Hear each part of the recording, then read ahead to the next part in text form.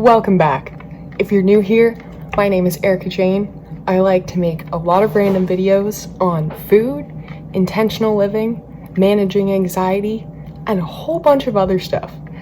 If that sounds interesting to you, make sure you hit that like and subscribe button down below and stay tuned because today we're making jam.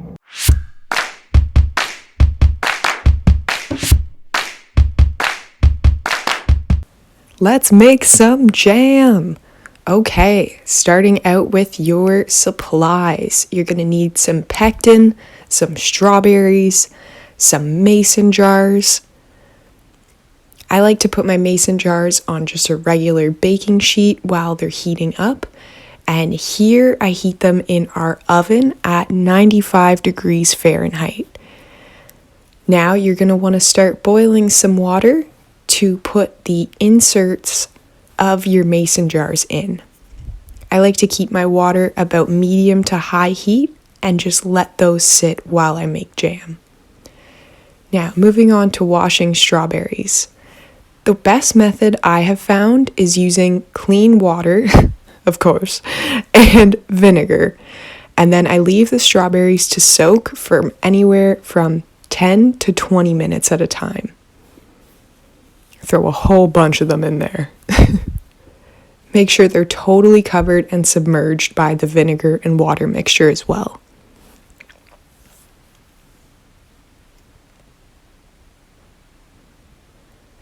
Once your strawberries have soaked for a while, you're going to want to prepare a cutting board with some towels or paper towels.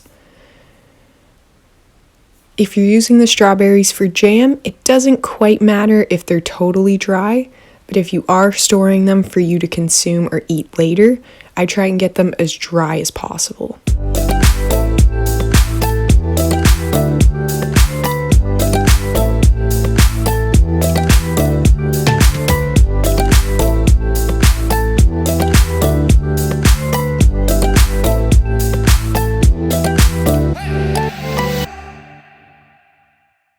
Okay, look at this water after 2 batches of strawberries.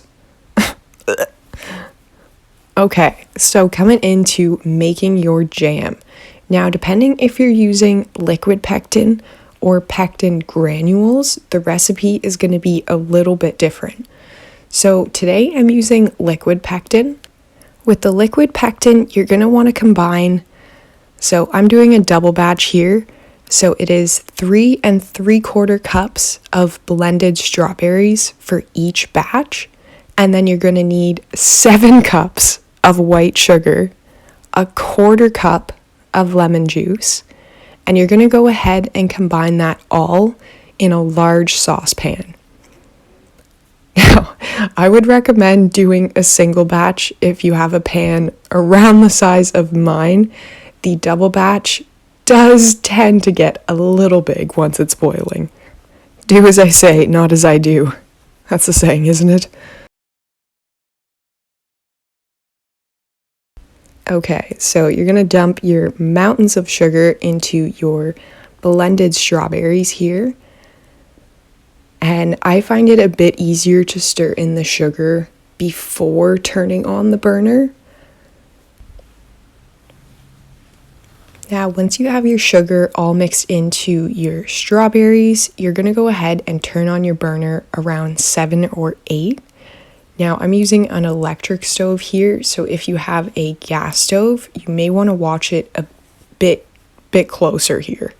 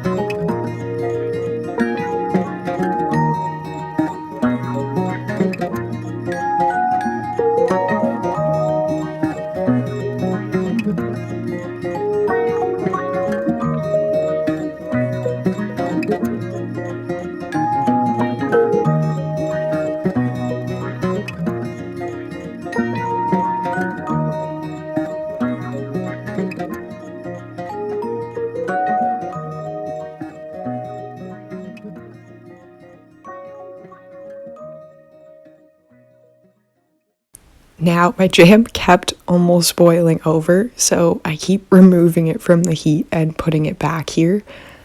Definitely should have done just a single batch in this pot, but we live and learn, right?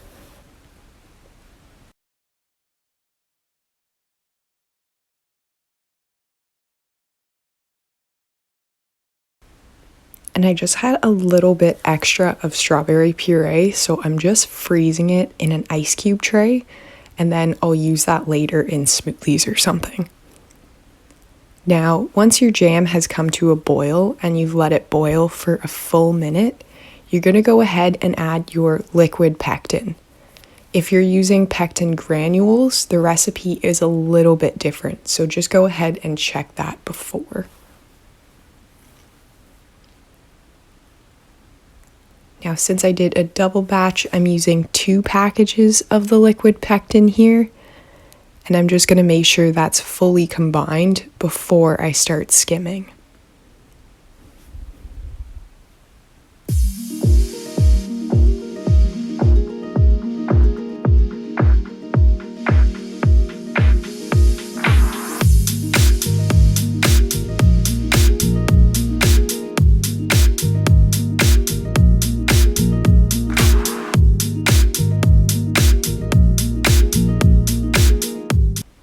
Now, with skimming, it's basically trying to get all of the air bubbles out of your jam. So you're going to want to set a timer for about 5 minutes.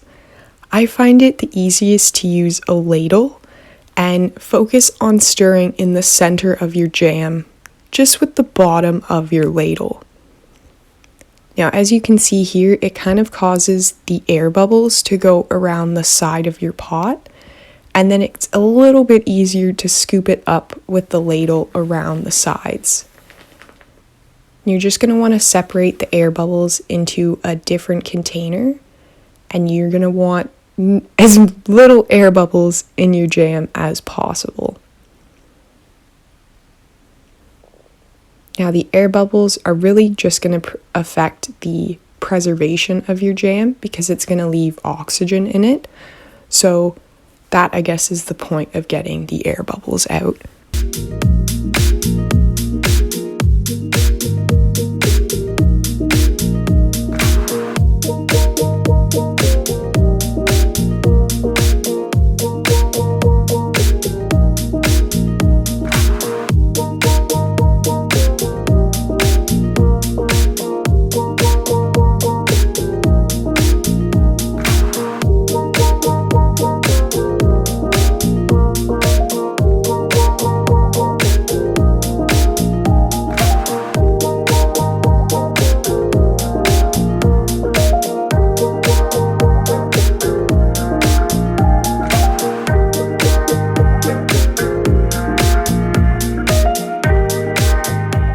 And your jam will look kind of like this before you put it in the jar.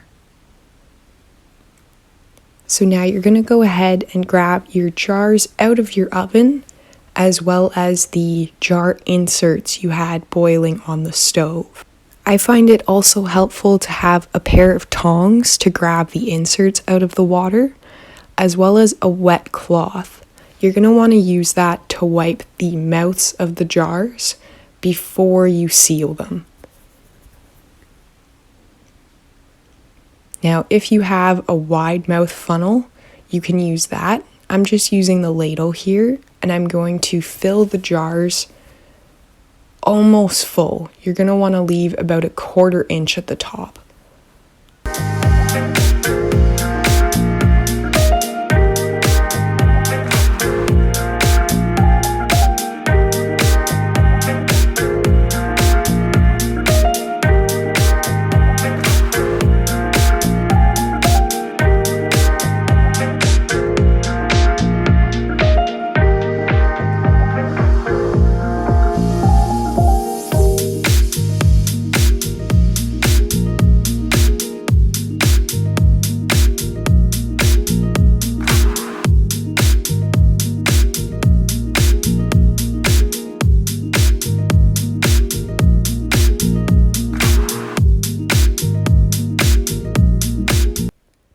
now we're going to take our wet cloth and just wipe the mouth of each jar. Grab your sealing lids and place them on the mouth of the jar. Then you're going to want to grab the metal ring and just place that on top. Now, the jars are very hot, so I find it helpful to use a towel in the base of my hand and then use the top of the towel to seal the jar.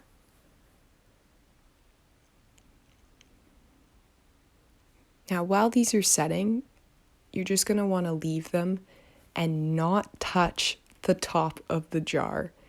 It is so tempting to pop that little sealant, but if you do, you won't be able to tell which jam has sealed naturally and what jam didn't actually seal.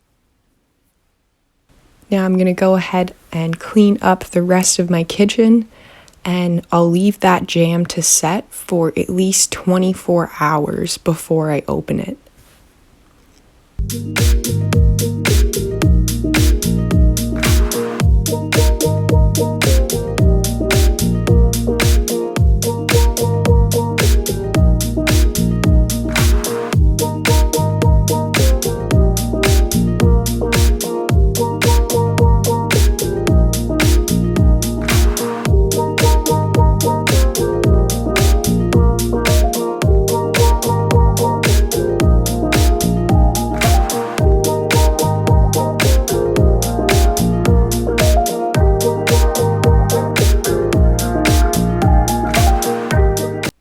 And there we go.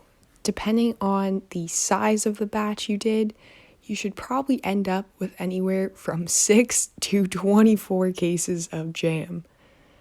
I'm just going to go ahead and label these, and we're going to crack one open. That's some tasty jam. Looking for more homemade recipes? Grab my free bread recipe here. Watch it now.